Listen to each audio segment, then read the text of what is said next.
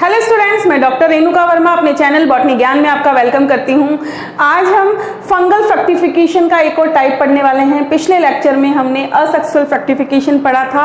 आज हम पढ़ेंगे सेक्सुअल फ्रक्टिफिकेशन यानी कि लैंगिक फलन काय।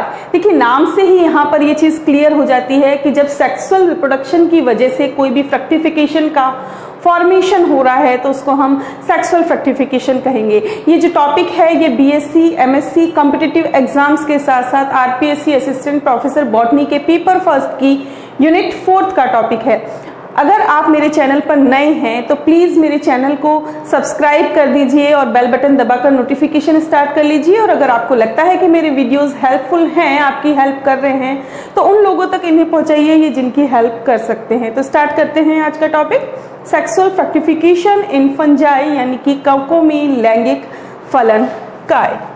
ठीक है, सबसे पहले हम जान लें कि जब सेक्सुअल रिप्रोडक्शन के द्वारा बहुत सारी फ्रूटिंग बॉडीज डेवलप होती हैं तो उन्हें हम सेक्सुअल फ्रूटिंग बॉडीज या सेक्सुअल फ्रक्टिफिकेशन कहते हैं। ये अलग अलग फंजाई के अंदर फॉर्म होती हैं।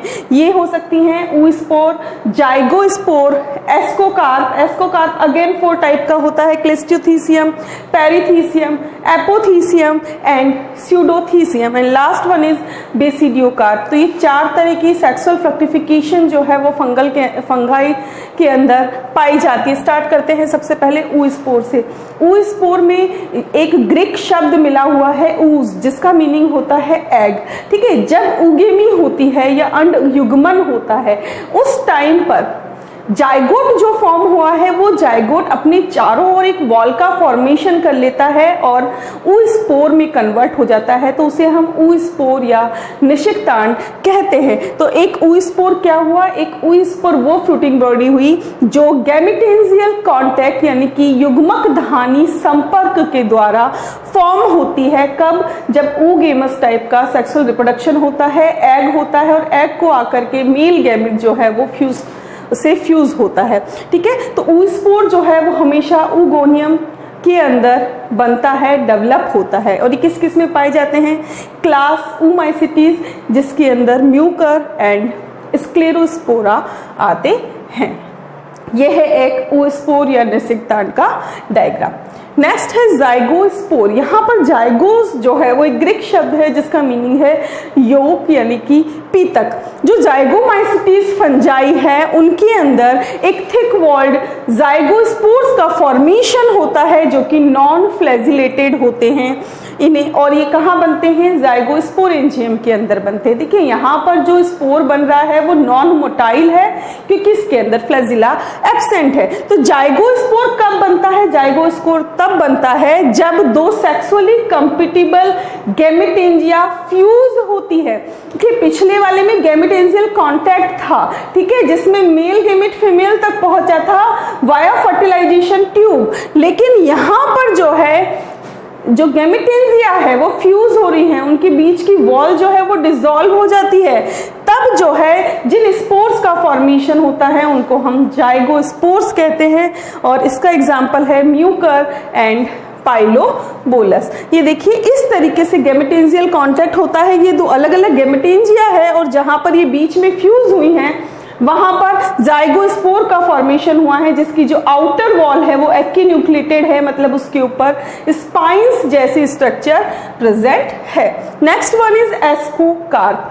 ग्रीक में एस्कोस का मीनिंग होता है सैक, यानी कि ऐसी फ्रूटिंग बॉडी हैं जो सैक लाइक हैं, थैलेनुमा हैं। ठीक है, एस्कोस्पोर के अंदर एक सैक लाइक स्ट्रक्चर पाया जाता है जिसे एसाई कहते हैं, जिसके अंदर सामान्यतया जनरली 8 एस्कोस्पोर्स जो हैं वो प्रेजेंट होते हैं।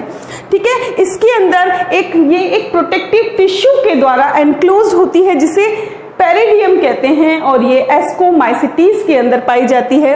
ये शेप और स्ट्रक्चर के बेस पे अलग अलग प्रकार की होती है। तो बेसिकली 4 टाइप की होती है, क्लिस्ट्रोथीसियम, एपोथीसियम, पेरिथीसियम एंड स्यूडोथीसियम। तो इनको भी देख लेते हैं।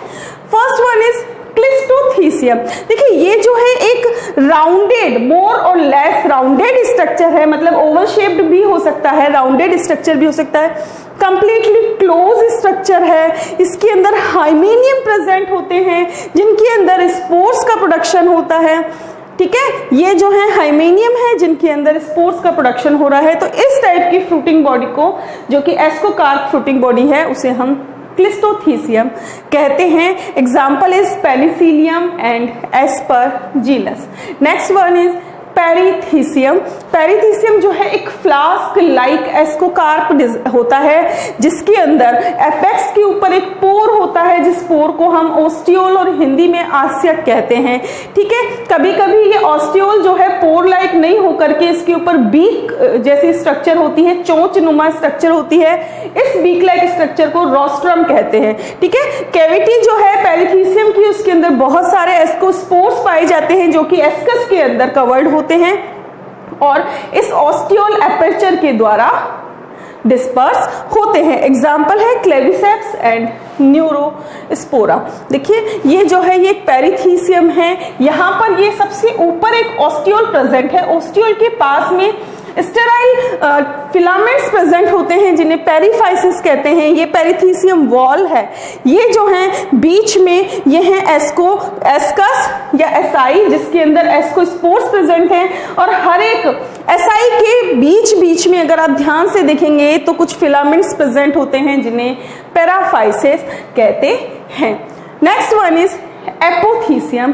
ये एक कप के जैसी फ्रूटिंग बॉडी है। इसके अंदर बहुत सारे एसाई होते हैं जिसमें पेराफाइसिस जो है वो हाइमेनियम में प्रेजेंट होता है और हाइमेनियम के नीचे हाइपोथीसियम प्रेजेंट होता है। ये मार्केला, मोरेल्स और पेजाइजा के अंदर पाए जाते हैं। ये देखिए कप लाइक स्ट्रक्चर है। यहाँ पर ये जो है ये एस्कस प्रेजेंट हैं जिनके अंदर एस्कोस्पोर्स प्रेजेंट है और इनके बीच बीच में जितने भी एस्कस हैं उनके बीच बीच में पेराफाइसिस जैसे फिलामेंट प्रेजेंट हैं और ये एक कुशन लाइक स्ट्रक्चर के ऊपर बनते हैं जिसको हाइपोथीसियम कहते हैं। इसके बाद है स्यूडोथीसियम। स्यूडो यानी नाम से ही पता चल रहा है कि ये एक स्यूडो स्ट्रक्चर है। ये जो है पेरिथीसियम के जैसे ही होते हैं, पेरिथीसियम से सिमिलरिटी रखते हैं, लेकिन इनका जो डेवलपमेंट है वो डिफरेंट टाइप का होता है, जैसे लेप्टोस्फेरुलिना के अंदर पाया जाता है। इसके माइसीलियम के जो सोमेटिक टिश्यू हैं वो एक कुशन लाइक स्ट्रक्चर बनाते हैं जिसको स्ट्रोमा कहते हैं और ये बहुत सारे लॉक्यूल्स या कैविटी जो हैं वो इस स्ट्रोमा के अंदर पाए जाते हैं। उनके अंदर एसाई बनते हैं इन लॉक्यूल्स के अंदर और उन एसाई के अंदर एस्कोस्पोर्स जो हैं वो प्रेजेंट होते हैं। कुछ इस तरीके की पीयर शेप्ड स्ट्रक्चर होती है जिसमें अंदर की तरफ लॉक्यूल्स प्रेजेंट होते हैं। आपको क्लियरली नहीं दिख रहा होगा, मैं थोड़ा सा इसको क्लियर बना देती हूँ। ये देखिए कुछ इस तरीके की जो ये संरचना है पीयर शेप्ड स्ट्रक्चर है जो स्यूडोथीसियम की तरह होता है और इसके अंदर ये देखिए इस तरीके से अलग अलग लॉक्यूल्स प्रेजेंट हैं। इन लॉक्यूल्स के अंदर एसाई पाई जाती है और एसाई के अंदर जो हैं इनके अंदर एस्कोस्पोर्स जो हैं वो प्रेजेंट होते हैं और इस तरीके से बीच बीच में से पेराफाइसिस इसके अंदर प्रेजेंट होते हैं।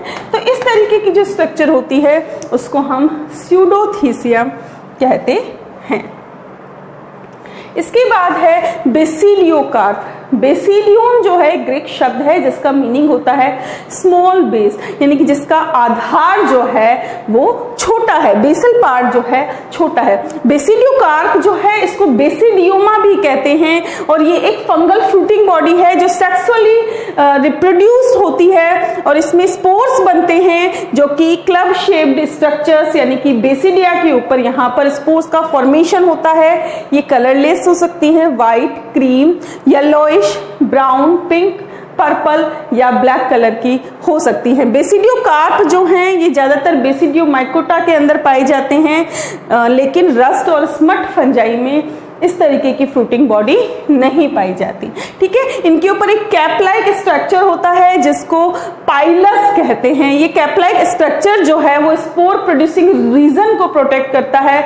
जो स्पोर प्रोड्यूसिंग रीजन है उसको हम हाइमेनोफोर कहते हैं। पार्शियल वॉल जो है जो कि हाइमेनोफोर को कवर करती है तब मशरूम डेवलप होता है। स्टाइप जो है वो इसका स्टेम या स्टॉक होता है। ये देखिए, ये है हाइमेनोफोर, इसको हम गिल्स भी कह सकते हैं। ये पार्शियल वॉल है जो कि रेमिनेंट होती है, एक एन्युलस वलय या स्ट्रक्चर, रिंग की तरह स्ट्रक्चर होता है। ये इसका स्टाइप है। ये नीचे माइसीलियम है जो राइजोइड की तरह काम करते हैं। ऊपर जो ये कैप लाइक स्ट्रक्चर है इसको पाइलस कहा जाता है। तो ये थी हमारी फंगल सेक्सुअल फ्रक्टिफिकेशन जो कंप्लीट होती है। नेक्स्ट लेक्चर में एक और फंगल टॉपिक हम पढ़ने वाले हैं। अगर आपको ये टॉपिक समझ में आया तो लाइक जरूर करें। मिलते हैं नेक्स्ट टॉपिक में, तब तक बने रहिए हमारे साथ। Thanks for watching and stay tune to botany Gyan for more informative videos. Thank you.